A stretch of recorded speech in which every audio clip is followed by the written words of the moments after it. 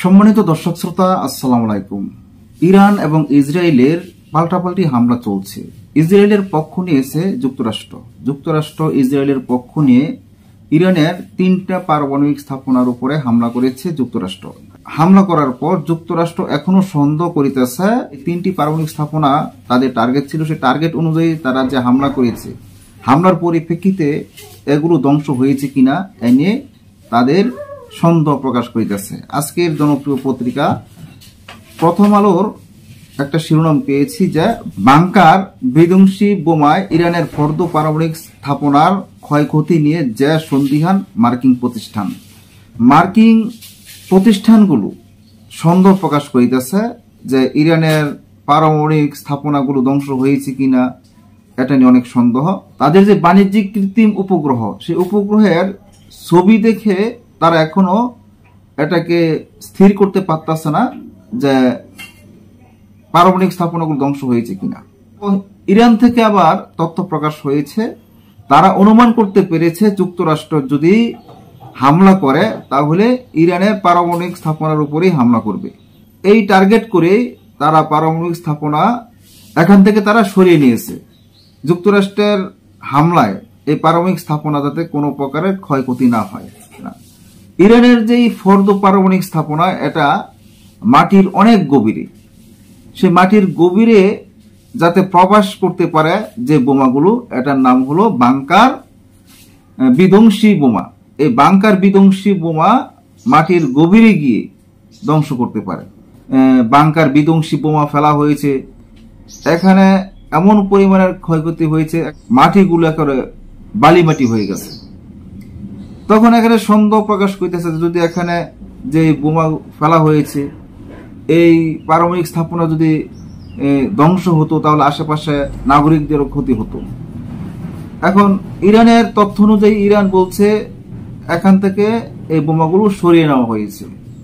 মার্কিন যুক্তরাষ্ট্র বলতেছে এখানে সবকিছু ধূলিসাৎ হয়ে গেছে। এখন আজকের একটা রিপোর্ট পেয়েছি, সেই রিপোর্টের মাধ্যমে আমরা দেখি ইরানের পারমাণবিক স্থাপনায় হামলার পর যুক্তরাষ্ট্রের তারা কি সন্দেহ করিতেছে। বাণিজ্যিক কৃত্রিম উপগ্রহের ছবি ইঙ্গিত দিচ্ছে যুক্তরাষ্ট্রের হামলায় ইরানের ফর্দো পারমাণবিক স্থাপনাটির গুরুতরভাবে ক্ষতিগ্রস্ত হয়েছে, সম্ভবত ধ্বংস হয়ে গেছে।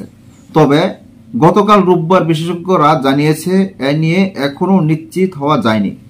ইরানের ফর্দো পারমাণবিক স্থাপনা ভূপৃষ্ঠ থেকে অনেক গভীরে অবস্থিত। সেখানে ইউরেনিয়াম সমৃদ্ধকরণ সেন্ট্রিফিউজ রাখা ছিল। জাতিসংঘের সাবেক পারমাণবিক পরিদর্শক এবং institute for science and international সিকিউরিটির প্রধান ডেভিড অলব্রাইট বলেন, তারা শুধু এমওপি দিয়ে সরাসরি আঘাত করেছে। এমওপি বলতে তিনি মেসিড অর্ডিন্যান্স পেনিট্রেটর বা বাংকার বিধ্বংসী বোমা বুঝিয়েছেন।